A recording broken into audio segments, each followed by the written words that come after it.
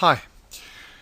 Now, you should already be familiar with the compound angle formulae, or as some people call it, the addition formulae. And what I want to show you in this tutorial is how we can build on these results and get what is called the double angle formulae. And we do this by letting b equal a. Okay, so we'll just put this in here, let b equal a. So for this first identity, the sine of a plus b is identical to sine a cos b plus sine b cos a, or you could have cos a sine b. It's not going to make any difference here. But for this identity, if we let b equal a, what we end up with is sine of a plus another a, because the b stands for an a. And a plus a is 2a. So we get sine of 2a. What is called a double angle. And so that's going to be identical to sine a, and this b is replaced with an a, so we get sine a cos a. Let's just write that in, sine a cos a. And then for this term here, where this b is, it's replaced with an a, so we get sine a cos a again, so plus sine a cos a. Now we've got two terms here, exactly the same, so we end up with the result that therefore sine 2a is identical to two lots of sine a cos a. So that's the first identity that I would encourage you to learn. Now if you forget these identities, you can always build them up from these results. So it is your understanding that really matters here. Okay, well, I'm not going to do the cos one at the moment because that's a bit more involved. But you might like to try this one. The tan of a plus b we know is tan a plus tan b all over 1 minus tan a tan b. By doing a similar thing like this, you should be able to work out what the tan of 2a is. So maybe you might like to just give that a try. Okay, so let's see what we get. So if we replace the b with an a, we're going to have tan of a plus a, which is the tan of 2a. So tan of 2a is identical to tan a plus another tan a. So in other words, we have two lots of tan a on the top. And then all of this is divided by 1 minus tan a times another tan a. Tan squared a, in other words. So on the bottom here we have 1 minus tan squared a. So it'd be good if you got that one. Okay, let's just highlight this. Now I said I was going to leave the cosine one to the end because it's a bit more involved.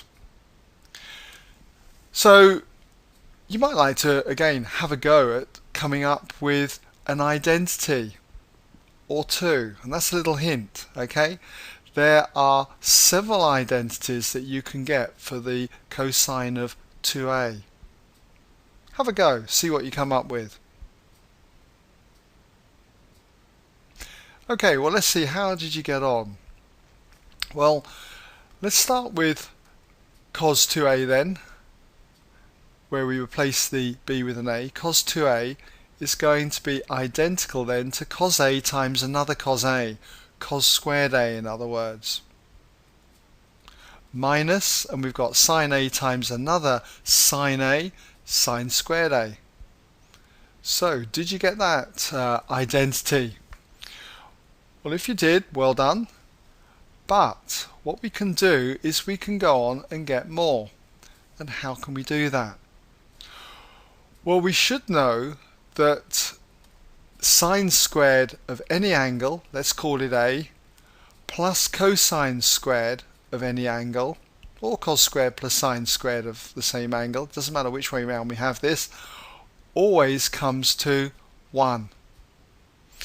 We can use this identity to change this result up here. Because for instance, sine squared a, let's just write it in, if we were to rearrange this, sine squared a would be identical to 1 minus cos squared a. And also, if we made cos squared a the subject, we'll just say also cos squared a would be identical to 1 minus sine squared a. So what we can do is we could put this result into our identity up here. So what we end up with is, if we replace the sine squared a with 1 minus cos squared a in here, you've got to be very careful with this one. Cos 2a would be identical to the cos squared a here, and then we've got minus, and then replacing sine squared a with 1 minus cos squared a. There's a couple of terms here, so you've got to be careful. You've got to put that in a bracket. So if we open up this bracket, if we expand it, multiply it out with the minus 1 that's here, what we end up with is that therefore cos 2a turns out to be cos squared a, and we've got minus minus here, cos squared a, making another plus cos squared a. So we end up with cos squared a plus cos squared a, which is 2 cos squared a. And then we have this minus 1. So we get this identity, this other version for cos 2a. An expression totally in terms of cosine.